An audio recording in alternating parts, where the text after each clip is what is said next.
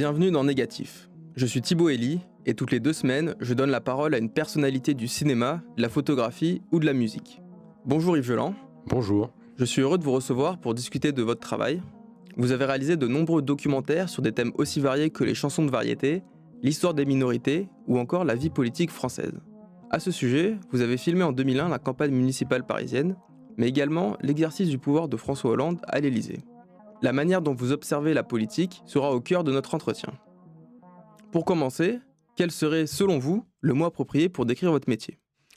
Je suis réalisateur de films documentaires, vous l'avez assez bien décrit. Je n'aime pas le mot documentariste parce que je trouve que c'est pas beau à l'écoute et que les gens comprennent documentaliste, donc ils peuvent penser qu'on travaille dans un CDI. Donc je suis réalisateur de films documentaires et comment définir le film documentaire ? On dit souvent un peu pompeusement que c'est le cinéma du réel. Il se trouve que moi, je m'intéresse autant au réel d'aujourd'hui qu'au réel d'hier. C'est-à-dire qu'effectivement, j'alterne entre le cinéma direct, des films que vous avez cités, et puis les réalités d'hier, c'est des films d'archives notamment. Donc voilà. Certains réalisateurs ne sont que dans un registre où ils excellent. C'est pas une histoire c'est bien de faire les deux, mais moi j'ai une passion égale pour les films d'archives, comme ces moments où j'ai envie de quitter ma salle de montage et finir de dérocher des images d'archives pour aller ma caméra, mon vélo et moi aller filmer ce qui se passe aujourd'hui, raconter des histoires sans forcément en connaître l'issue. Donc être documentariste, c'est aussi raconter des histoires ? Oui, réalisateur de documentaire, c'est raconter des histoires. C'est une manière d'ailleurs de définir, une des façons de définir notre travail, quand souvent il y a un malentendu, où il y a toujours des doutes, parce que même quand j'ai commencé dans ma famille, on ne faisait pas forcément le distinguo entre reportage et documentaire. Et souvent je dis que le reportage, qui est généralement le fait de journalistes, traite d'un sujet, alors que dans le documentaire, on raconte des histoires. Est-ce que vous êtes aussi metteur en scène quelque part ? Ça, c'est toujours compliqué, ambigu. Oui au montage et pas au tournage, je dirais, pour simplifier. C'est peut-être plus compliqué que ça, mais en tout cas, je ne mets pas en scène le réel quand je le filme. En revanche, quand on est dans la salle de montage, c'est là qu'on se rapproche peut-être plus de la fiction, c'est-à-dire que, comme on raconte une histoire, il y a forcément une dramaturgie.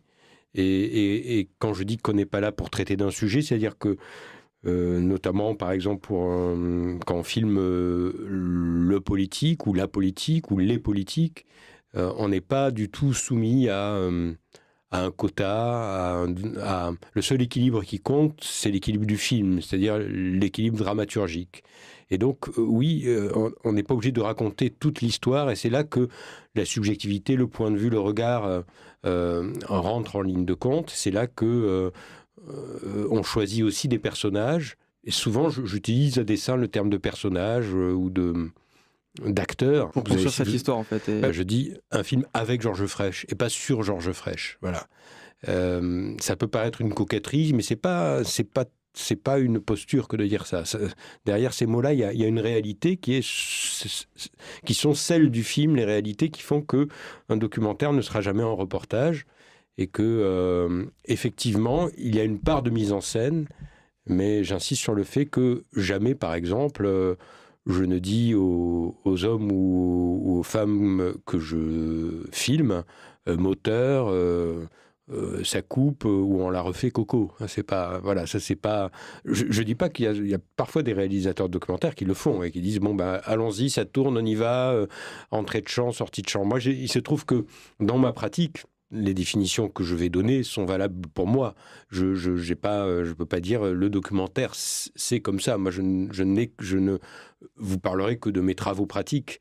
Le fait d'avoir commencé très tôt à filmer des hommes politiques comme Bertrand Delanoë ou Philippe Séguin ou Jack Lang fait que voilà, si je ratais un moment, j'allais pas leur dire on recommence, on la refait. Voilà.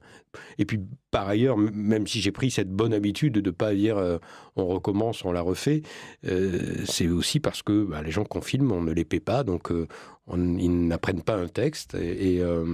Et donc, on essaie de capter une réalité. Est-ce que c'est une vérité ? Ça ne veut pas dire que c'est la vérité, mais en tout cas d'essayer de révéler quelque chose, oui. Alors, un de vos premiers documentaires que vous avez tourné, et dont j'ai retrouvé les traces sur Internet, s'appelle Rêve d'énarque. C'était en 1999. Vous avez suivi autant la préparation du concours de l'ENA par des candidats que la vie de ceux qui ont été reçus au concours et sont devenus hauts fonctionnaires. Pourquoi avoir commencé par ce bout de la vie politique ? D'abord, c'est pas la vie politique, les énarques. Les énarques, la politique, c'est très minoritaire. Il y a beaucoup d'hommes politiques qui sont issus de l'ENA, mais il y a très peu d'énarques qui font de la politique. Donc voilà. Et puis un jour, un producteur m'a demandé est-ce que ça te dirait de faire un film sur les grandes écoles pour France 3 ? Moi, j'avais déjà réalisé 3 films, et pour Arte, c'était mon premier film pour France Télévisions. Oui, donc ça va être mon 4e documentaire, Rêve d'énarque. Et j'avais dit les grandes écoles, oui, pourquoi pas, mais surtout l'ENA, parce que j'avais déjà fait un travail de repérage avec un film qui n'a jamais abouti, qui s'appelait Drôle d'énarque, c'est-à-dire des énarques un peu atypiques à l'intérieur d'une même promotion. Et donc j'ai un peu recyclé ce repérage pour en faire un film qui s'appelait Rêve d'énarque, effectivement avec des personnages qui étaient avant, pendant et après l'ENA. Qu'est-ce qui vous a intéressé chez ces hauts fonctionnaires en devenir ou potentiels pour ceux qui passaient le concours ou qui s'y préparaient ? Ce qui m'a intéressé, c'est les idées reçues justement sur cette école. Et puis il y avait aussi un élément dramaturgique fort, à savoir le concours d'entrée. Voilà. Et donc je reviens à l'idée de réaliser un documentaire, c'est aussi raconter des histoires. Et donc là, c'est toujours facile quand on filme un concours d'entrée, quand on filme une élection, c'est qu'il y a effectivement cette dramaturgie naturelle qui fait qu'il va y avoir un gagnant et des cadavres, quoi. Et quand on filme aussi, puisque dans Rêve d'énarque, il y avait encore une fois des gens qui étaient sortis de l'ENA, des gens qui étaient candidats à, donc forcément c'était eux qui étaient un peu le fil rouge. On les voyait passer le grand oral blanc de l'école. Mais c'est un film qui remonte quand même. Donc je ne sais pas si je pourrais vous en dire beaucoup plus sur Rêve d'énarque. Et pourtant, c'est un film qui a peut-être pu vous aider à filmer les énarques ensuite, puisqu'en 2014 et 2015, vous avez filmé Un temps de président à l'Élysée avec François Hollande. L'Élysée, ça reste un endroit où il y a des énarques un peu partout, vu que c'est la maison où on dirige la haute fonction publique et on met en œuvre l'action des ministères. Dans un épisode précédent avec le photographe Sébastien Calvé, on a évoqué le travail commun que vous avez réalisé à ce moment-là, notamment sur le livre électronique où il y avait des photos de Sébastien Calvé, des textes d'un politologue et des extraits de votre film. Oui, chant, contre-chant et hors-champ. Oui, d'une certaine façon, c'est vrai qu'il m'est arrivé pas mal de filmer Sébastien Calvé et lui qui Sébastien vous prend en photo. Calvé de me photographier. C'était la première fois que vous passiez du côté de l'exercice du pouvoir. Oui, d'une certaine façon, même si vous avez rappelé, j'avais pas pensé ce film qui est plus une émission qu'un documentaire, c'est l'entretien que j'avais eu avec Bertrand Delanoë, que j'avais filmé lors de son accession au pouvoir. C'était un des nombreux personnages de Paris à tout prix. Et donc, je revenais 14 ans après, enfin, avec Bertrand Delanoë, sur des images de son action au pouvoir et sur sa vie politique, mais là, c'était dans une forme radicalement différente. Je m'intéresse autant au réel d'aujourd'hui qu'au réel d'hier, donc il m'arrive de faire des films en cinéma direct, sans commentaires, sans entretien, sans archives, et faire des films qui sont parfois des films entretien ou des films tout archives. Et j'aime vraiment varier les formes. Est-ce que la seule forme pour filmer l'Élysée, c'était le cinéma direct ? Non. Je filmais l'Élysée, certes, mais je filmais aussi des passages où qui sont des pas personnages, des hommes en l'occurrence. Ça, c'est un milieu très masculin. Mais à un moment, j'ai pensé, le tout début du projet, a beaucoup différé. Ça devait être un film beaucoup plus ramassé avec un tournage uniquement estival. Et j'avais pensé mener un entretien avec François Hollande dans la voiture, La voiture étant toujours un lieu très particulier pour les entretiens, assez vu, mais j'avais envie au début de le filmer presque sur sa route des vacances ou alors sur un trajet vraiment long comme Paris-Tulle, hein, donc de la capitale jusqu'à la Corrèze. Et puis ça devait s'appeler même Les vacances de Monsieur Hollande, le film. Et puis j'ai abandonné cette idée assez vite parce que je me suis rendu compte que lors des premiers jours de tournage, je retrouvais le plaisir que j'avais eu à filmer Georges Frêche dans la même forme, hein. Il y a un film qui est pour le petit écran, c'est Un temps de président, un film qui était pour le grand écran, Le Président. Mais d'une certaine façon, il pourrait être interchangeable. Je n'ai pas essayé de... Je pense pas que le film aurait été différent si ça avait été Le Président pour la télé. Enfin, le tout étant la liberté, vu qu'on m'a laissé la liberté pour ces deux films. Vous pensez pas forcément au support de diffusion quand vous... Non, je pense D'accord. pas. Non, là, peut-être qu'il y a juste une étape supplémentaire pour les films sur grand écran, c'est qu'on se fait des projections de test avant la toute fin de la post-production. Dans un cinéma pour voir un peu comment ça réagit. Mais sinon, non, j'essaie de faire les films un peu de la même façon. Je ne suis pas moins exigeant pour la télévision que pour le cinéma. Pour revenir à votre question initiale, je m'aperçois très vite que il se passe tellement de choses et que moi qui voulais filmer la torpeur estivale,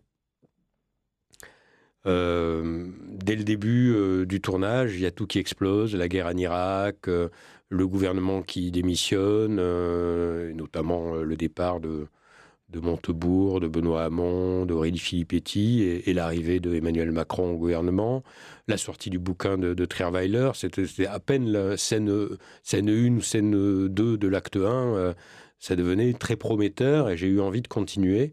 Et finalement, il y a eu 3 saisons à l'Élysée, ça donnait un temps de président. Mais la forme n'est pas très différente de celle... S'il y a peut-être une chose qui est différente, c'est qu'il n'y a pas de musique originale dans Le Président, alors qu'il y a une musique originale importante dans Un temps de président avec François Hollande. Il faut dire qu'avec Georges Frêche, il chantait tellement souvent qu'il assurait lui-même la BO du film. Il y a un autre film qui est sorti pour le cinéma sur le quinquennat de François Hollande, c'est Le pouvoir de Patrick Kortman, où il a filmé pendant un an entre 2012 et 2013. Est-ce que vous l'aviez vu avant de réaliser le vôtre ? Oui, bien sûr, je l'ai vu au cinéma d'ailleurs. Oui, je l'ai vu et je l'ai trouvé d'ailleurs très intéressant. Patrick Rothman a tourné au tout début du quinquennat et moi j'ai tourné au milieu, hein, d'une certaine façon, dans cette espèce de ce qui devait être un faux plat et qui s'est certainement avéré un des très riche en événements. Oui, en fait. les 6 mois où j'ai tourné. Donc là où j'ai été peut-être chanceux, c'est justement qu'il y a eu beaucoup d'éléments dramaturgiques, en tout cas beaucoup de choses qui se sont passées. J'ai cité le tout début de l'acte 1, avec le bouquin de Trierweiler, la guerre, la démission du gouvernement, mais ça a continué après jusqu'à la fin de mon tournage qui s'est terminé avec les événements dramatiques de janvier 2015. Il se trouve que le début a été il y avait moins de choses qui se passaient, mais je retiens notamment une très belle scène qui est le début du film de Patrick, et tous l'envers du décor et les contre-champs du portrait présidentiel, avec la séquence avec Raymond Depardon, qui pour moi est une formidable séquence qui est au début de ce film. Voilà, mais oui, bien sûr, j'ai vu ce film comme j'ai vu tous les autres films qui ont été tournés à l'Élysée, les plus intéressants étant certainement ceux tournés sous Mitterrand avec les films de Hugues Lepage, et puis aussi un très bon film où on a tourné Pompidou, et c'était au tout début de son mandat. Est-ce que vous avez utilisé ces films pour peut-être faire un contrepoint et avoir votre point de vue personnel ? Comment est-ce que vous avez tiré les leçons de ces films ? Je ne sais pas, je les ai regardés, donc mon cerveau les a ingurgités. Je sais, d'une certaine façon, certainement, ça m'a influencé, mais je l'ai pas théorisé du tout. C'est-à-dire que je pense que c'est en regardant les films des autres qu'on crée sa propre manière de tourner, parfois en rejetant ce qu'on n'aime pas, ou en adoptant ou en transformant ce qu'on aime. Mais c'est vrai que le film de Pompidou, sur Pompidou, pardon, ou avec Pompidou, de Hubert Knapp et Pierre Desgroppes, est pour moi, oui, un film vraiment formidable. Et donc les films sur François Hollande, ils arrivent à un moment où il y a un flux d'informations et d'images sur les réseaux sociaux, sur les télévisions, qui filment en continu la vie politique. Du coup, vous êtes en concurrence par vos documentaires de fait avec ces images-là. Est-ce que vous arrivez quand même à vous en détacher, y compris au moment du tournage ?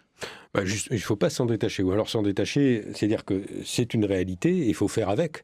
Et c'est finalement ce qui très vite m'a intéressé dans ce tournage. Le film, je l'ai assez bien...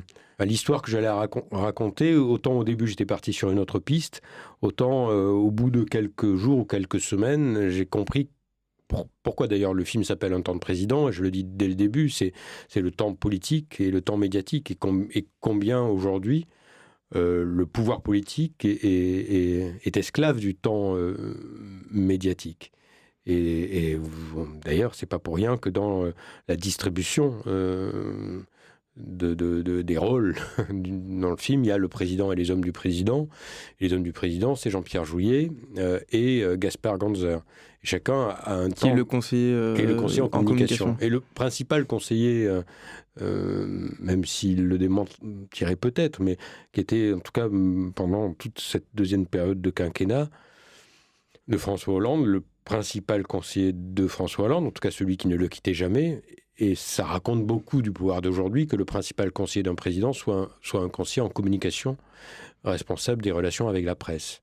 La presse étant elle-même dépassée par les réseaux sociaux, vous l'avez rappelé. Et le documentaire est un temps encore plus long que la presse. Quand j'ai filmé les journalistes du Monde, j'ai appris un vocabulaire, on disait il y a les pages chaudes et les pages froides. Voilà.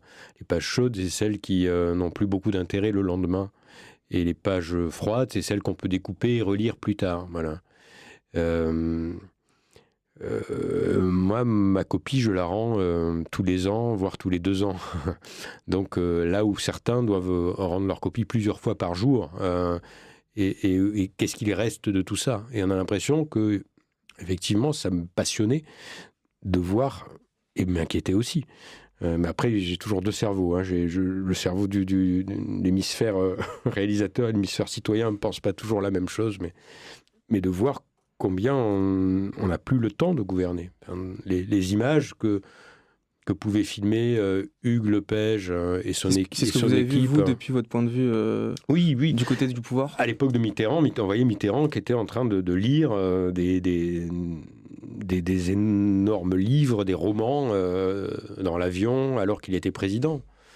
Aujourd'hui, on n'imagine plus ça. Enfin, je m'aperçois combien la séquence que j'ai le plus aimé filmer, le plus aimé monter, peut-être ma séquence préférée dans le film, où d'ailleurs Gaspard Ganzer est absent, c'est toute la séquence la plus longue du film de la remise de médaille à Jean d'Ormesson. Je me rappelle combien, parmi mes amis ou dans la presse, j'ai pu lire de commentaires sur « mais qu'est-ce que c'est incroyable quand même ». D'abord, il n'y a pas d'ordinateur sur le bureau du président de la République, de voir Jean-Pierre Jouyet qui passe un temps fou avec son stylo plume, à prendre le temps, à corriger un mot. C'est sur l'écriture d'un discours. Sur l'écriture, sur l'écriture d'un discours, oui, la remise de médaille à Jean d'Ormesson. Et de dire, mais c'est pas possible que le président de la République passe 2 heures pour écrire un discours pour une remise de médaille à d'Ormesson. Honnêtement, je pense que Mitterrand passait encore plus de temps à écrire ses discours pour les remises de médailles. Il adorait ça. Et Hollande adore ça. C'est une des choses d'ailleurs qui le rapproche de Mitterrand. Ça inquiétait beaucoup les gens de voir ça, et ça même les révoltait en disant il n'a rien de mieux à faire. Ben moi, paradoxalement, ça me rassure. Ça me rassure ce rapport au temps, qu'ils prennent le temps de ça, qu'à un moment le temps puisse s'arrêter, qu'on ne soit pas systématiquement dans cette roue du hamster médiatique où il faut répondre à tout le temps, à toute vitesse. Et je pense que ça fait aussi partie de la République. N'oublions pas que l'Élysée, c'est pas Matignon non plus. Et que tout d'un coup, il y a un homme politique qui prenne le temps de faire un discours, de s'intéresser aux mots, d'y passer du temps, de dire on ne me dérange pas pendant un moment. Voilà, moi je fais pas partie de ceux qui disent toujours plus vite, quoi. Et il se trouve que le documentaire, j'aurais peut-être dû commencer par ça sur la définition de mon métier, c'est l'école de la lenteur, voilà. Et il se trouve que je le dis, je le répète souvent, que mon principal handicap, parce que ça n'est pas la lenteur dans la vie, j'ai trouvé un métier, oui, appelons ça comme ça, pour lequel ce principal handicap devient presque un atout. Presque, pas tout le temps, mais un peu, quand même, voilà. Est-ce que justement, par exemple, pour cette séquence, avec l'écriture du discours, vous avez saisi l'importance, l'intérêt de ce que vous filmiez à ce moment-là, au moment où vous le tourniez, ou est-ce que vous l'avez découvert plus tard ? Alors là, en l'espèce, il y a des moments où on peut filmer sans trop savoir ce qu'on filme, en se disant je filme parce que j'ai un film à faire, donc je vais tourner, et c'est jamais très bon signe. Et on se dit, on verra après en salle de montage. Ça m'est arrivé notamment quand j'ai filmé Les gens du monde. Parfois, j'y allais parce que j'avais porte ouverte et je ne savais pas toujours l'histoire que j'allais raconter. Et c'est un film qui s'est largement écrit au montage, et notamment grâce au regard d'une de mes monteuses, à savoir Lizzie Gelbert. Pour la séquence dont vous me parlez, alors j'en ai un souvenir très précis, c'est d'ailleurs pour ça que c'est la première que j'ai montée, par gourmandise. La même gourmandise que j'avais eue à la filmer, c'est qu'au moment où je filmais, j'écrivais le film au fur et à mesure. C'est-à-dire, je savais exactement, attends, il me faut tel plan pour raconter l'histoire. Je me doutais à peu près dans quel ordre j'allais monter la séquence. Tiens, vite, filmons l'horloge, et puis cette petite horloge aussi, les secrétaires. Parfois avec une contrainte. C'est intéressant, les contraintes, c'est qu'il y avait une des secrétaires qui ne voulait pas du tout apparaître à l'image. Donc, il ne fallait pas montrer son visage. D'ailleurs, le secrétariat n'avait jamais été filmé, que je sache, à l'Élysée.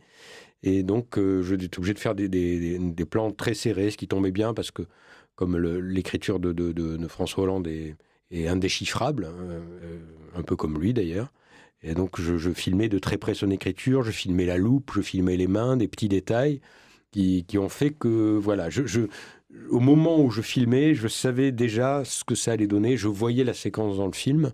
Ça n'arrive pas tout le temps. Est-ce que ça arrive sur d'autres films où vous avez vu ces bonnes séquences ? Oh, sans doute, sur le président ? Sans doute, oui, certainement. Alors là, maintenant, je faudrait me replonger dans le film, mais oui, bien sûr. Heureusement que ça arrive parfois. Et c'est généralement parce qu'on a toujours, pour se donner du courage, quand on est parti pour plusieurs semaines... Quand je dis plusieurs semaines, plusieurs mois de montage. Parfois c'est 6 mois, hein, parfois ça peut être 8 mois de montage. Parfois on y arrive en 4 mois. Forcément on a besoin de se donner du courage, et donc on va tout de suite quand même dire voir ce que ça donne, et on va chercher cette séquence qui va, à un moment, va vous structurer, parce que vous savez déjà comment vous allez le monter. C'est certainement arrivé, oui, avec Georges Frêche, comme avec François Hollande, comme avec d'autres films documentaires, oui, bien sûr. Sur le montage, comment se passe le travail entre vous et votre monteuse, vos monteurs ? En l'occurrence, vous pouvez utiliser le féminin, puisque je suis fidèle à plusieurs monteuses, mais plusieurs quand même. Essentiellement donc Sylvie Bourget et Lizzie Gelbert. Autant je suis assez solitaire dans mon travail de préparation, et surtout au tournage. Quand j'ai parlé d'ailleurs des différences d'approche, que vous avez parlé du film de Patrick Rothman sur la période et puis l'autre grande différence, c'est qu'il y avait un ingénieur du son, un caméraman, un réalisateur, donc c'était une équipe de 3 ou 4. Et moi, je suis seul, et ça change beaucoup de choses. Je dis pas que c'est mieux pour moi en tout cas. Alors autant je suis seul au tournage, autant j'ai besoin, et c'est pas le cas de tous les réalisateurs. Un réalisateur que j'admire beaucoup, par exemple, Nicolas Philibert, qui monte ses films tout seul. Moi, j'en suis incapable. D'abord, j'en suis incapable techniquement, c'est-à-dire que j'ai pas appris. C'est-à-dire, j'ai pas appris le métier de réalisateur ni celui de chef opérateur. J'ai appris en en travaillant, sur le tas, comme on dit. Mais là, vraiment, je pense que c'est sain dans ma relation avec Sylvie ou avec Lizzie de ne pas savoir utiliser la souris qui est relayée à Avid ou à Final Cut. Donc, d'abord, c'est une relation de confiance. Il y a une certaine intimité dans la salle de montage. On est 2 dans une salle pendant, je sais pas, disons 8 heures par jour, pendant des semaines, des mois. Donc forcément, il faut bien s'entendre. Faut avoir eu l'habitude de travailler, mais ce serait intéressant de les entendre également, l'une comme l'autre. Donc, oui, elles connaissent mes défauts, ma manière de tourner, encore que elles peuvent avoir de bonnes comme de mauvaises surprises. C'est-à-dire que c'est pas parce qu'on a bien filmé sur un documentaire que le prochain sera mieux filmé. C'est-à-dire que je pense que justement, quand on sait un peu ce qu'on va chercher, quand on est concentré, je pense que les rushs sont de meilleure qualité que quand on tâtonne ou qu'on patauge un petit peu. Elles font des propositions. C'est-à-dire que vous regardez ensemble l'ensemble. Oui, on dérush ensemble. Alors quand il y a vraiment des très très très longs tournages, moi je dérush tout seul avant. Ça arrive assez régulièrement. Là, je l'ai fait notamment pour mon tournage au Conservatoire d'art dramatique, où il y a déjà eu plus de 3 ans. Enfin, c'est un tournage sur, je sais pas combien il y a de dizaines d'heures de rush. Donc j'ai commencé à trier un peu avant.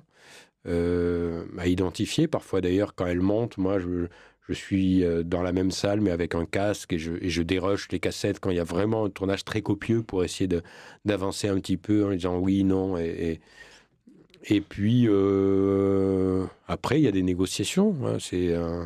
C'est-à-dire qu'en général, alors je simplifie un peu, en tout cas, je ne sais pas si c'est le cas de tous les réalisateurs et de tous les monteurs, mais la monteuse est plus sévère, quoi. Et le réalisateur, il est présent au tournage, donc il est très attaché à certains éléments parce qu'il a vécu ce moment-là.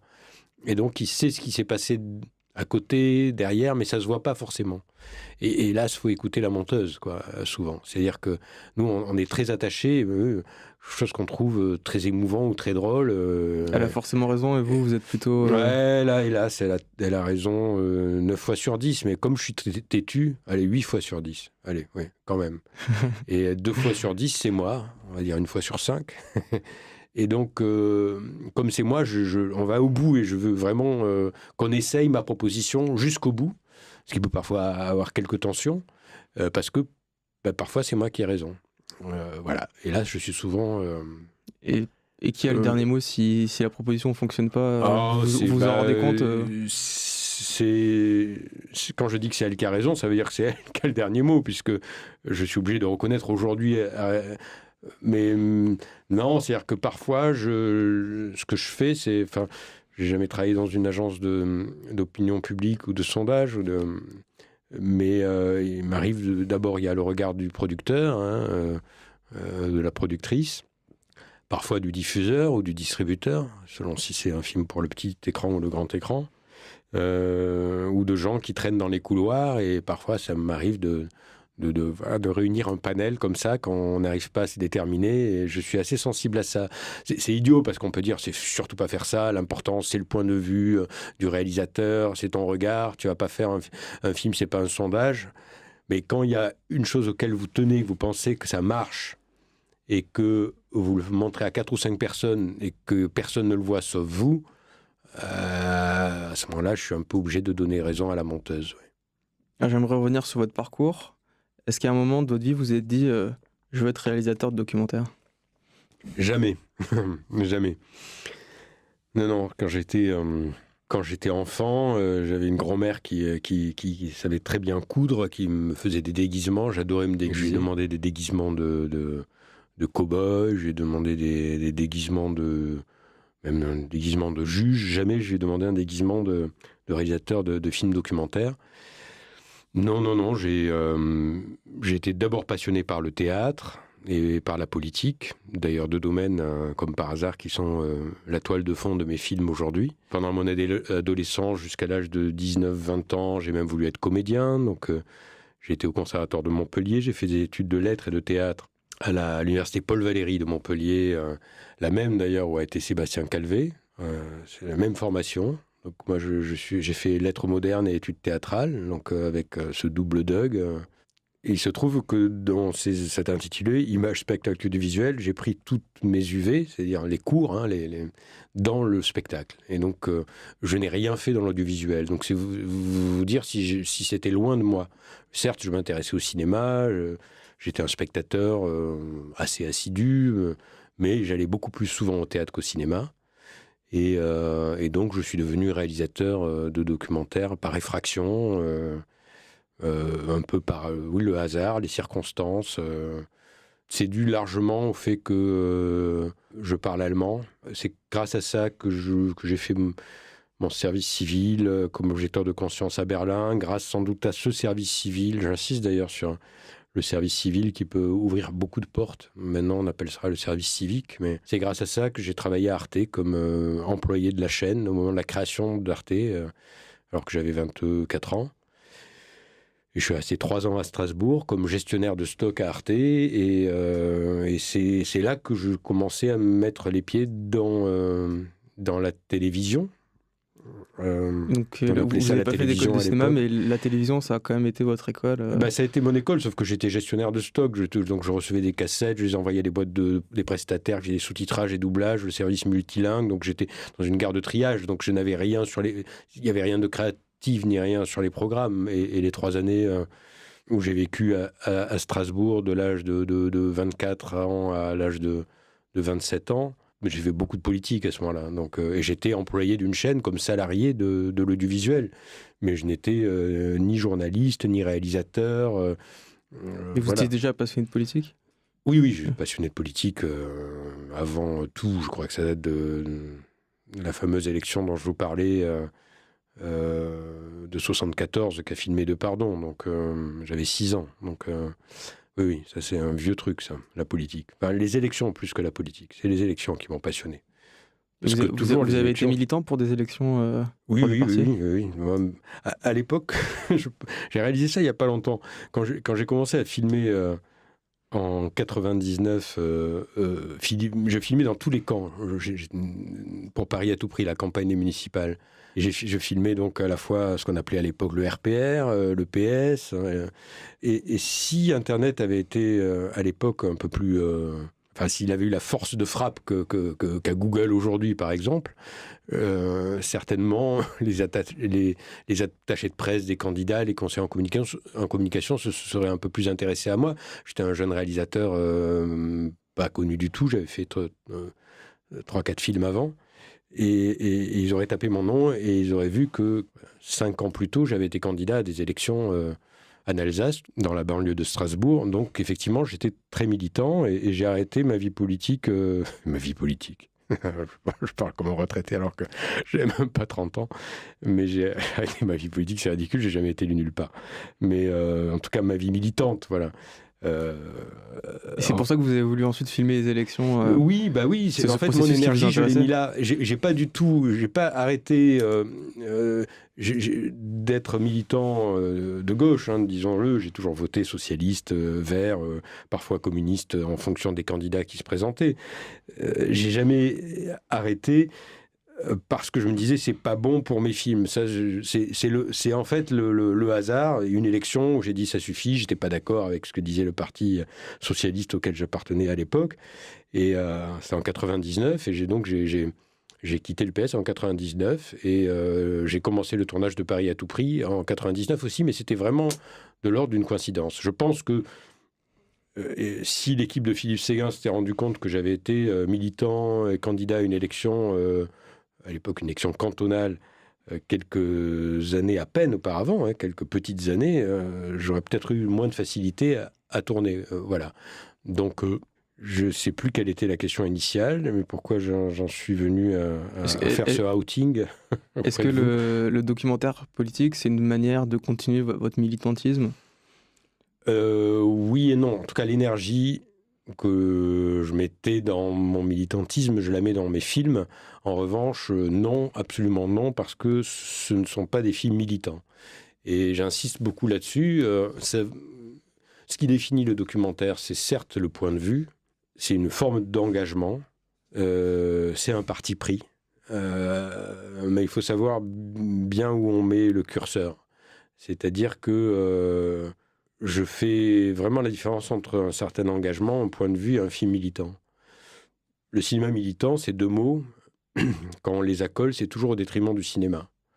Je ne dis pas que ce n'est pas utile. Il peut m'arriver de faire bénévolement des petits films tracts ou des films militants pour une cause qui m'est chère. Mais d'abord, c'est bénévolement. Et surtout, on n'est pas du tout dans le même registre. Je sais que notamment au cinéma, il y a beaucoup de films militants qui sortent, qui peuvent être utiles, qui peuvent changer, mais très souvent dans la salle, ils vont ceux qui sont déjà convaincus.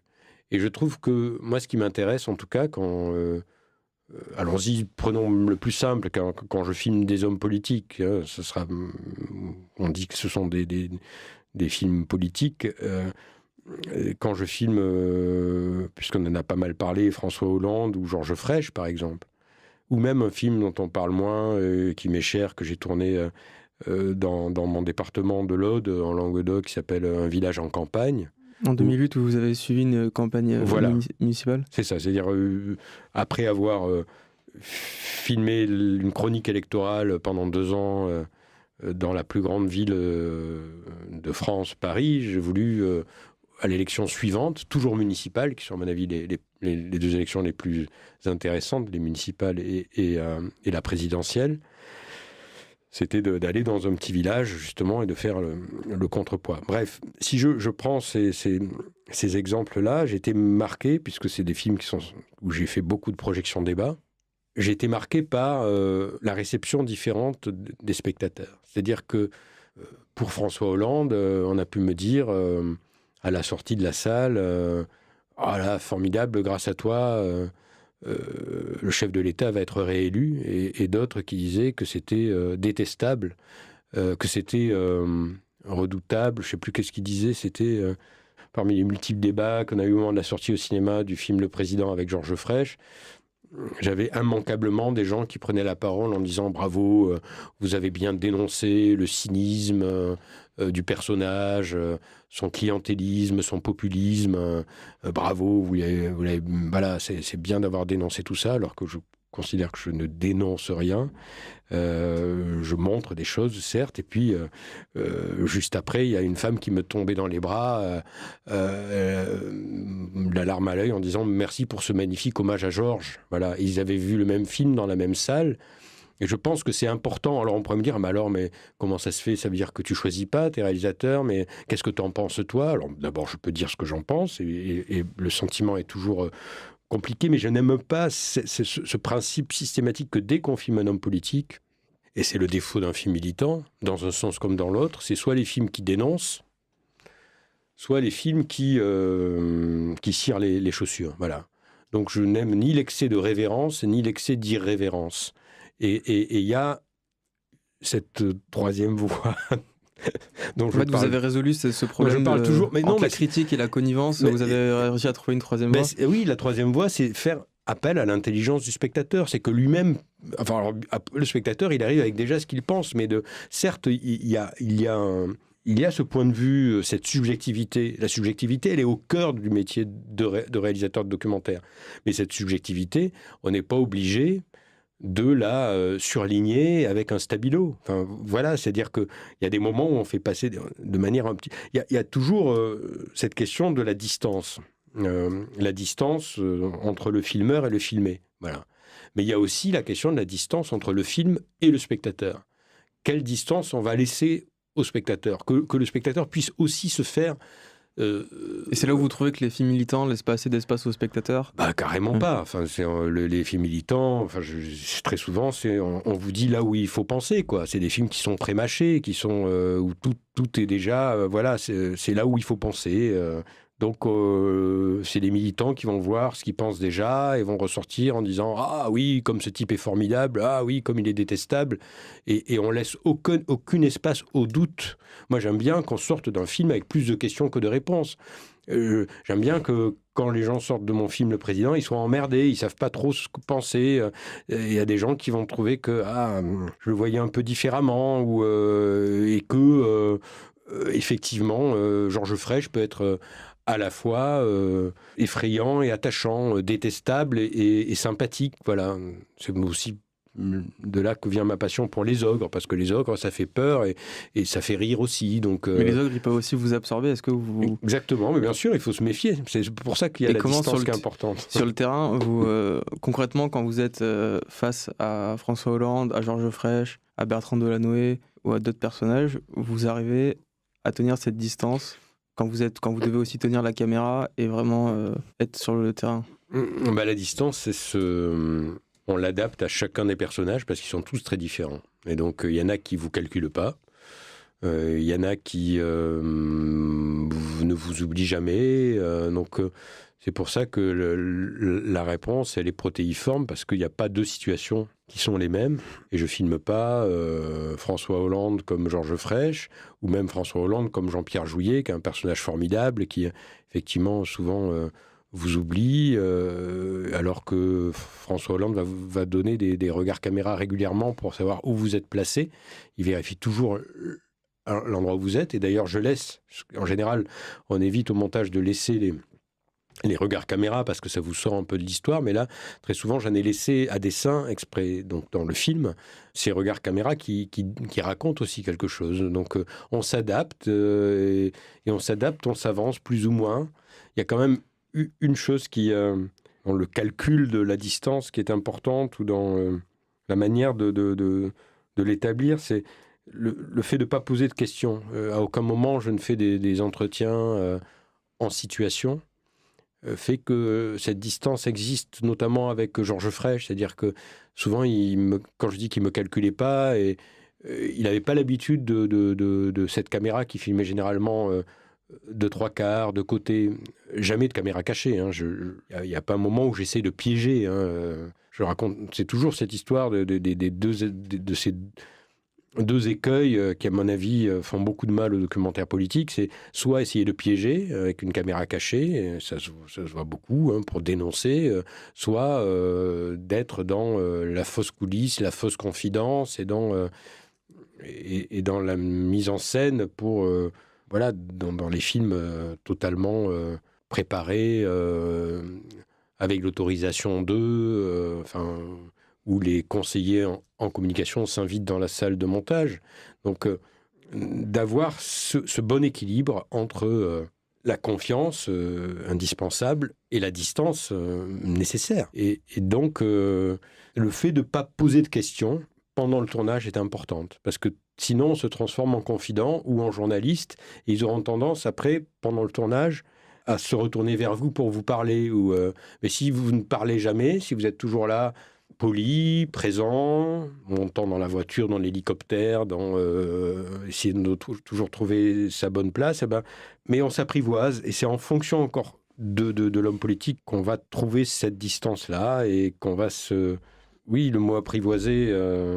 Souvent, je file la métaphore et c'est pas du tout de penser que les hommes politiques sont des bêtes, mais c'est souvent comme un documentaire animalier. Je n'en ai jamais tourné, mais j'imagine. C'est-à-dire que c'est petit à petit qu'on y va. Quand je dis qu'on s'apprivoise, la première fois que je vois Georges Frêche chez lui, au début, je pense absolument pas filmer chez lui. Il est là en train de se dorer en djellaba le long de sa piscine. L'impression d'un crocodile qui dort. Il faut se méfier des crocodiles parce que derrière un moment, ils peuvent mordre. Et ce jour-là, c'était le premier jour, j'ai pas sorti ma caméra. J'aurais pu tout de suite essayer de me mettre dans un fourré, de faire une image, mais le film s'arrête, quoi. C'était pas... Et petit à petit, parce que ça a duré longtemps, et j'insiste beaucoup sur la longueur, le temps du tournage. De tournage, le temps de montage plus tard aussi. Finalement, j'ai eu aussi Georges Frêche au saut du lit, pas pour avoir une image interdite ou une image... parce que ça racontait aussi sur la solitude du pouvoir, c'était pas par plaisir de la voir Angela là-bas en train de prendre son petit déjeuner, mais d'une certaine façon, c'est aussi parce que ça faisait un bon moment qu'on tournait ensemble, et qu'à aucun moment je lui ai dit « Président, est-ce que je peux vous filmer ?» C'est-à-dire, c'était vraiment sans parole entre lui et moi. Je me rappelle très bien, donc je filme vraiment à longue focale, très loin, ce matin, où il est là en train de manger son petit déjeuner, de manger son yaourt tout seul, et où je m'approche, et puis j'attends qu'il me voie. Et puis il me voit, il soulève sa lourde paupière, et là il voit que je filme, donc je m'approche petit à petit, mais il ne faut pas courir. Je pense que c'est pareil, quand on filme les grands feux, il ne faut pas courir. Il faut marcher à petits pas, voilà. Donc on s'adapte. Vraiment, la distance, c'est au cœur de tout, le cadre, Justement, la forme. au niveau du cadre, vous filmez vous-même vos films ? Oui. Vous êtes au cadre, c'est-à-dire que vous avez la caméra, vous choisissez ce qui sera montré, ce qui ne sera pas montré, la longueur, la valeur de plan, la longueur de la focale, etc. Est-ce qu'il y a un bon cadre dans un documentaire ? Tout dépend de ce qu'il y a autour. Donc, je filme effectivement seul, avec 2 micros sur la caméra, avec un casque pour essayer de voir, plutôt de voir, d'entendre, si je suis aussi à la bonne distance pour que ce qui se dit soit ou pas compréhensible. Je filme très rarement avec un micro HF sur les personnages parce que c'est une manière d'être un peu trop présent sur eux-mêmes. Et puis, le cadre, oui, je filme dans la position du pêcheur à la ligne. C'est-à-dire que je bouge pas beaucoup et j'ai la caméra au point, j'ai pas la caméra à l'épaule. Je dis pas que c'est la solution. Qu'est-ce que ça change de l'avoir au point et pas à l'épaule ? Ça change tout pour moi. D'abord, quand on filme caméra à l'épaule, généralement, c'est qu'on a le viseur dans l'œil. Donc ça t'exclus un petit peu de ce que tu as autour. Et c'est une position assez prédatrice. C'est-à-dire que c'est un peu comme la perche, quoi. La perche, c'est extrêmement gênant dans beaucoup de situations de cinéma direct ou de films documentaires, notamment quand il s'agit d'hommes politiques. Enfin, je parle de ce que je connais le mieux. Pas seulement parce que ça fait des ombres sur les visages, mais aussi parce que c'est très intrusif. Il y a vraiment quelque chose qui est pointé sur vous. Donc, très souvent, moi, en filmant caméra au point, témoin, petit écran LCD, quoi, un tout petit moniteur, comme les caméras, même les caméras amateurs, on trouve ça. Ça permet pour moi d'avoir un regard circulaire et de voir ce qui se passe autour de moi. Et donc, c'est beaucoup moins... Quand on filme caméra à l'épaule, on est dans la position du chasseur. Comme si on arme un fusil et on a le viseur dans l'œil. Quand on filme caméra au point, on est à la position du pêcheur à la ligne, j'y reviens, je fais mon cadre et j'attends que ça morde. Et l'homme politique ne sait pas forcément toujours où je filme, parce que c'est moins directif. Voilà. Et donc, vous dites ça par rapport au zoom ou oui, on peut zoomer, et puis parfois aussi, c'est là où il y a des petites ambiguïtés que j'aime bien, mais c'est que parfois... on appuie sur REC, on ne se cache pas, la caméra n'est pas cachée, j'y reviens, mais on ne regarde pas forcément ce qu'on filme, on filme quand même. Et pourtant, elle tourne, hein, comme dirait Galilée. Donc je dis, c'est intéressant, et quand je sens que c'est un petit peu délicat, j'appuie sur le bouton rouge, mais je ne vais pas livrer tous mes secrets, et en fait, je regarde un peu à côté, mais je filme quand même. Enfin, je ne suis pas le seul à faire ça. Ça permet de se faire davantage oublier. Voilà. Après, on ne se fait pas... J'ai beaucoup de conversations avec des réalisateurs et réalisatrices qui disent « Mais non, mais on ne se fait jamais oublier. » Effectivement, si on ne filme pas en caméra cachée, on ne se fait pas oublier, mais on se fait parfois oublier. Voilà. Je reviens toujours aux hommes politiques, puisqu'on parle de ça aujourd'hui, mais il y a des hommes politiques qui vous oublient parfois, d'autres qui vous oublient jamais, d'autres qui vous oublient tout le temps. Il n'y a pas de règle. Voilà. Et en plus...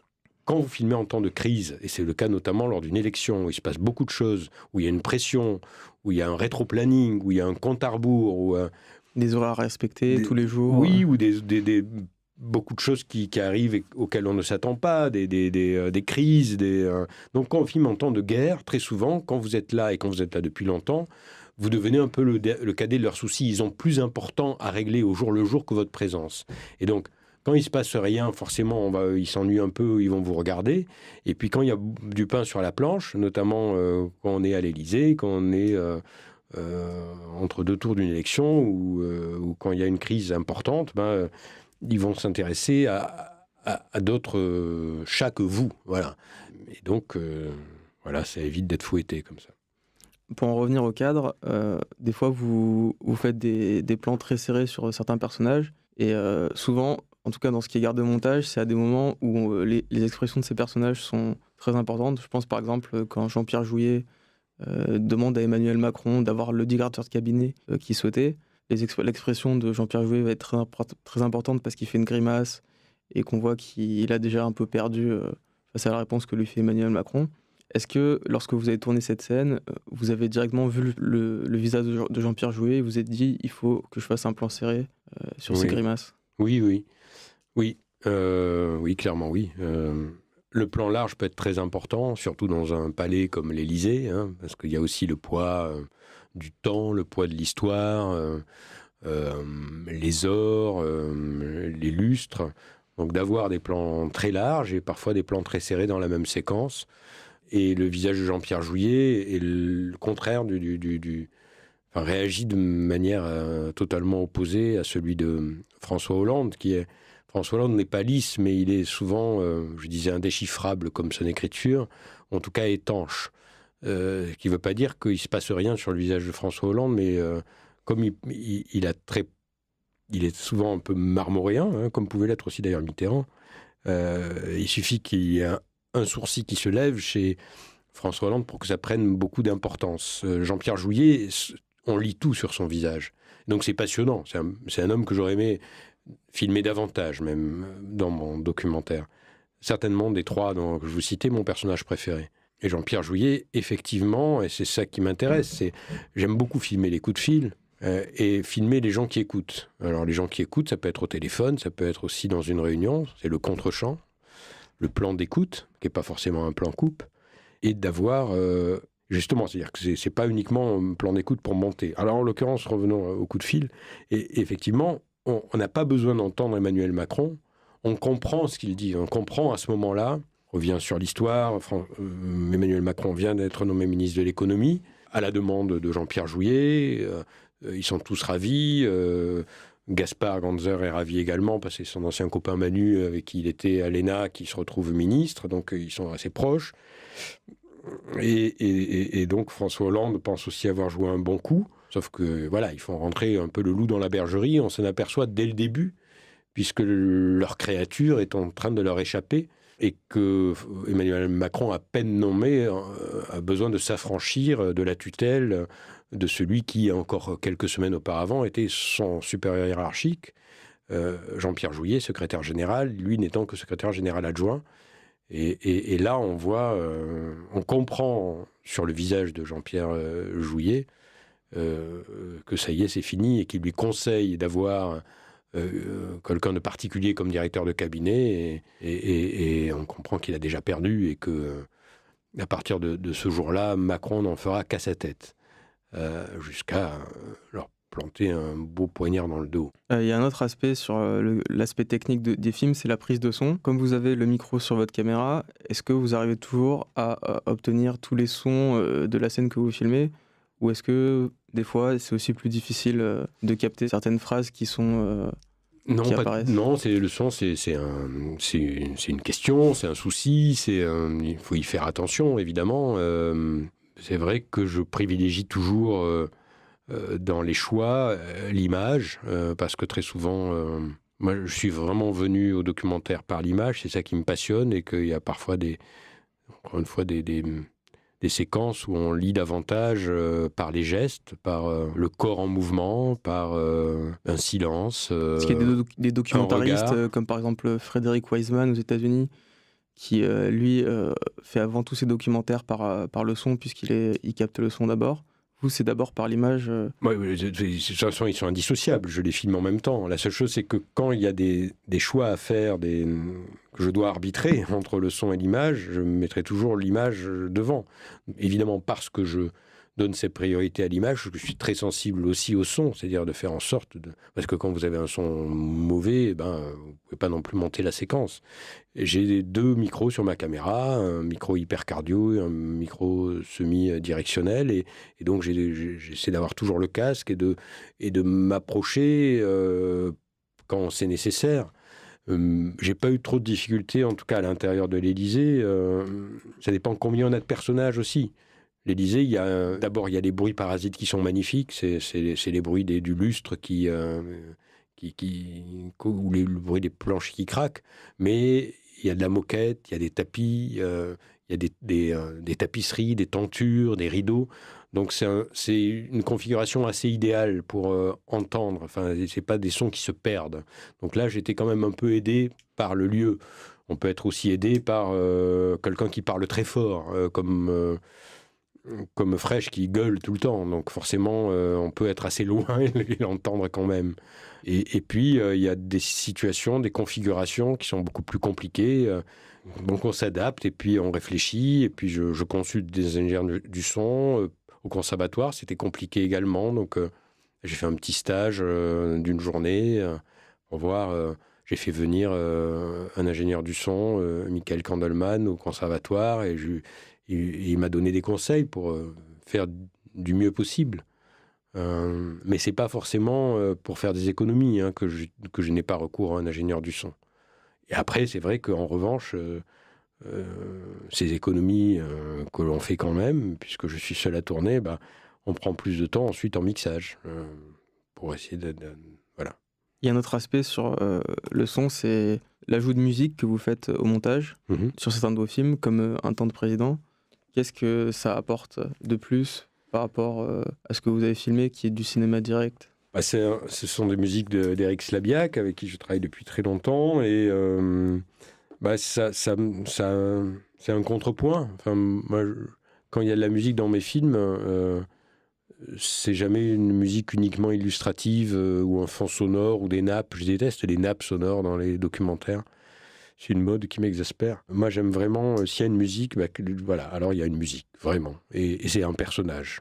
La musique est un personnage. Elle participe aussi à donner du sens. Bien sûr, oui. Et d'ailleurs, avec cette subjectivité qui fait qu'il y a des gens qui n'aiment pas ou qui peuvent être dérangés par la musique sur mes films. Parfois, il n'y en a pas. C'est pas systématique, c'est en fonction de l'histoire. Je l'ai dit tout à l'heure. Comme Fresh chante énormément, donc j'avais pas besoin de ces moments-là. Mais oui, j'aime bien d'avoir un thème et j'aime beaucoup les musiques de films. J'aime beaucoup les chansons dans les films aussi. Est-ce que vous participez à la composition de cette musique? Est-ce que vous avez des indications sur le sens à donner, ou c'est un travail qui est plutôt fait par votre compositeur qui va donner son avis à ce sujet-là? C'est un dialogue, mais c'est pas moi qui vais trouver en tout cas le thème musical du film. Il y a des propositions et je donne mon avis. Oui, c'est un dialogue. Non, je peux lui faire juste des indications, c'est-à-dire ce que font souvent des réalisateurs avec leurs compositeurs, c'est-à-dire de faire écouter une musique, de dire j'aimerais bien cette couleur-là. Oui, il y avait Jacques Tati notamment dans les indications que j'ai pu donner à Éric Slabiak pour Un temps de président. Est-ce que vous regardez beaucoup de documentaires? Oui, beaucoup. Je vois beaucoup de documentaires dans les festivals, je vois beaucoup de documentaires de mes camarades, parce que ça fait maintenant plus de 20 ans que je suis réalisateur, donc à force de croiser ces gens dans des festivals ou à la société d'auteurs où je siège, la SCAM, on se fait des amitiés, donc on va voir le boulot des autres. J'achète des DVD, je les regarde à la maison, je fais partie parfois de jury dans des festivals où je l'ai dit, ou alors en comité de présélection pour les étoiles de la SCAM. On a chaque année une 50aine de films à voir. Là, j'étais au FIPADOC très récemment à Biarritz avec une formidable compétition et j'ai vu vraiment des films épatants. Oui, je crois que j'aime bien les voir sur grand écran. Donc voilà, on est invité pas mal à des avant-premières et dès que je peux, j'y vais. Je vois au moins deux avant-premières par semaine. Donc voilà, je vois beaucoup d'autres films. Ça m'aide beaucoup pour savoir ce que j'aime, ce que je n'aime pas. Des films de fiction aussi, qui soient sur la politique aussi? Oui, je vois beaucoup de films de fiction aussi. Non, je sors beaucoup le soir. Je pense, entre le théâtre, le cinéma de fiction ou documentaire, je dois avoir, ça occupe au moins 4 soirées par semaine. Il y a la question des contraintes qui peuvent être fixées par votre producteur ou par la chaîne de télévision. Est-ce que ça a été le cas sur les films politiques, par exemple? Je sais, en tout cas, c'est le cas régulièrement à la télévision. Et ça date pas d'hier. Ça peut être le cas à Arte comme à France Télévisions. Ça dépend des hommes ou des femmes qui sont en responsabilité. Ça dépend de savoir si un producteur vous protège plus ou moins. Ça dépend des relations que vous pouvez avoir. Ça dépend aussi, et j'en ai conscience, quand on commence à avoir plus de bouteilles, diffuseur va oser plus ou moins vous imposer des choses. Voilà, moi j'ai la chance d'avoir toujours fait des films comme je le voulais. Et que quand je sentais que ça n'allait pas être le cas, de dire on le fait pas, ou alors j'attends. J'ai plusieurs exemples comme ça de films où je sentais que la pression allait être trop forte. J'ai eu une période entre 2007 et 2014 où c'était plus compliqué. C'est l'époque où j'ai réalisé Le Président, notamment, où ni France Télévisions ni Arte ne se sont jetés dessus, par exemple. Et on l'a fait au cinéma, et c'est pas parce que je pensais que c'était la destination du film, qu'il fallait vraiment que Georges Frêche avait la gueule de... Peut-être parce qu'il était pas assez formaté pour tête d'affiche. Pour la télévision. Mais oui, mais je pense pas que... À la fin, aujourd'hui, c'est le film on a essuyé presque le plus de refus avec Les Gens du Monde. Donc là, Les Gens du Monde, c'était Marie Jeunin qui l'a produit, Alexandre Allier pour Le Président. Et c'est le film dont on me parle le plus aujourd'hui, Le Président. Donc, bizarrement, qui a bien marché au cinéma. Mais si on compare avec les chiffres d'audience, par exemple, de Un temps de président qui est passé à la télévision en première partie de soirée, je sais pas, ça doit être 2 500 000 contre 80 000. Bon, voilà, on me parle autant d'un film que de l'autre. Et peut-être même plus encore davantage de Georges Frêche. Donc, je suis content d'avoir dit on le fait quand même, et d'avoir eu ce producteur qui m'a soutenu, comme pour Les Gens du Monde aussi. On le fait quand même, parce que quand je dis que les chaînes n'ont pas voulu, les chaînes financent aussi le cinéma. Donc, on ne va pas voir France Télévisions ou Arte uniquement pour une diffusion petit écran. On va aussi les voir pour les diffusions grand écran, comme on va voir l'avance sur recette, le CNC, etc. Mais pour Un temps de président, est-ce que vous avez que vous avez eu un formatage ou des contraintes qui ont été imposées par France Télévisions ? J'ai eu peur de ça, comme j'ai eu peur, notamment parce que c'était un film de première partie de soirée. Et je reconnais, et vraiment, je dois remercier le service public pour ça. Un temps de président, avec François Hollande, est un film qui est sans commentaire et sans interview et sans archives. Je ne pense pas qu'il y ait beaucoup d'exemples de films qui soient passés en première partie de soirée, sans entretien, sans commentaire. Et donc, ils m'ont laissé tranquille là-dessus. Je n'ai eu aucune pression. C'est-à-dire que je l'ai réalisé de la même façon que j'ai réalisé le film. J'y reviens avec Georges Frêche, comme si j'avais réalisé pour le cinéma. Et ils avaient même... ils avaient réintroduit une speakerine qui parlait juste avant pour leur dire attention avant le film, chers téléspectateurs. Il y avait un débat aussi ensuite. Il y avait un débat ensuite où d'ailleurs j'étais pas convié, bizarrement. Ils avaient préféré convier François-Olivier Gisbert. Mais bon, peu importe, mon film il était tel que je le voulais. Mais il y avait une speakerine au début, charmante au demeurant, qui disait attention, le film que vous allez voir est un film, n'ayez pas peur, sans commentaire, un film sans commentaire ni entretien, vous n'êtes pas habitué, mais restez à l'écoute. Est-ce que vous pourriez un jour remonter un de vos films, 10 ou 20 ans après, à partir des dizaines d'heures de rush que vous avez ? Théoriquement, oui, mais mon défaut est tellement d'être un peu, maniaque ou pointilleux ou méticuleux et de toujours trouver jusqu'au dernier moment quelque chose à changer. Je pense qu'aujourd'hui, il y a des films à moi que je revois. Ce qui est sûr, c'est que chaque fois c'est valable, je crois, pour tous mes films, je suis toujours allé au bout de ce que je voulais faire sans regret. De ce que je voulais faire ou de ce que je savais faire à l'époque. Voilà. Donc ça, je n'ai aucun regret. Et j'ai cette chance, c'est pas le cas de tous les réalisateurs, mais je suis toujours allé au bout, en tout cas avec la matière que j'avais. Et donc j'ai dit, ça y est, maintenant c'est bon, je suis allé au bout. Voilà. Si je revois un film aujourd'hui, mon goût a évolué, et certainement il y a des choses que je dirais, ça mériterait peut-être d'être... Mais à ce moment-là, déjà que j'ai du mal à lâcher les choses. Si en plus je commence à me retourner sur les autres films, ça serait... faut pas me mettre cette idée dans la tête, c'est pas bon pour moi. Ça. Vous avez eu tort de me dire ça parce que ça a commencé à me travailler et il faut que je pense aux films qui sont devant. Il y a beaucoup de réalisateurs qui, une fois qu'ils ont fait un film, passent à autre chose et puis ils oublient. Moi, je suis un peu... Vous restez attaché à vos films? Je reste attaché à mes films. Pas tous, il y en a qu'on préfère à d'autres. Hein. Voilà. Mais si vous commencez à me mettre cette idée dans la tête, puis il faudrait retourner dans les... Non, c'est un enfer. Du coup, vous avez arrêté les documentaires politiques depuis celui sur François Hollande. Et en 2017, il y a eu plusieurs documentaires politiques qui ont suivi la campagne présidentielle, qui étaient plus ou moins dans le style cinéma direct. Alors, il y a eu Édouard, mon pote de droite, sur l'actuel Premier ministre, La stratégie du météore, qui est passé sur France 3 sur Emmanuel Macron, Les coulisses d'une victoire, un deuxième sur Emmanuel Macron plus tard dans sa campagne, qui était sur TF1, ou encore L'Insoumis sur Mélenchon, qui est sorti au cinéma et à la télévision sur LCP. Est-ce que vous les avez regardés? Oui, je les ai tous vus, oui. Quel regard vous portez Édouard, mon pote de droite, je trouve que c'est un film formidable. Les 2 épisodes. Et le deuxième encore meilleur que le premier. Il y a une distance particulière entre le réalisateur... Je trouve que il a réinventé quelque chose. C'est à la fois très drôle et ça, c'est en plus c'est un film que je ne pourrais pas faire parce que c'est tout né de la relation ancienne qu'il y a entre Laurent Sibien et Édouard Philippe, avec ce miracle absolu que quand Laurent Sibien commence à filmer son pote Édouard, personne ne s'intéresse à Édouard, Philippe, seuls les habitants du Havre le connaissent. Il n'y a que lui qui aurait pu faire ce documentaire. Il n'y a que lui qui pouvait le faire. Et donc voilà, ça fait... il y a énormément de films sur les coulisses, et donc moi, je ne suis pas le premier, et je ne suis pas le dernier à m'être intéressé à ce registre-là.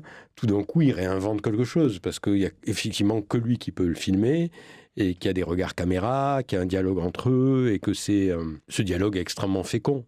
Et la manière dont il joue avec ça, et le fait que Laurent ne dissimule pas qu'il a des opinions, pas à l'opposé, mais en tout cas très divergentes de son copain avec qui il était à Janson de Sailly, je crois, c'est ça Non, j'ai vu ce film avec beaucoup d'intérêt, avec beaucoup de gourmandise, oui, il faut que vous invitiez Laurent à ce micro. Est-ce que vous pensez que vous allez réaliser de nouveaux documentaires politiques, ou est-ce que vous avez tourné la page de ce thème-là? Filmer, tout est politique, donc des documentaires politiques. Sur la vie politique. Voilà, ça c'est différent, parce que je pense que le film qu'on prépare avec Chaplin, sur Chaplin, est un film politique. Mais en tout cas, en cinéma direct, à filmer des hommes politiques, tel que je l'ai fait, je l'ai beaucoup fait. J'avais dit que j'arrêtais après Georges Frêche, puis après il y a eu cette porte qui s'est entrouverte à l'Élysée et que j'ai pas laissé passer parce que forcément c'est le rêve de tout réalisateur, en tout cas tout réalisateur qui s'intéresse un peu au pouvoir et à la politique, que de filmer au château, dans ce château-là. Donc c'était d'une certaine façon la case que je n'avais pas cochée, et on n'est pas nombreux les réalisateurs à avoir pu filmer Faubourg Saint-Honoré.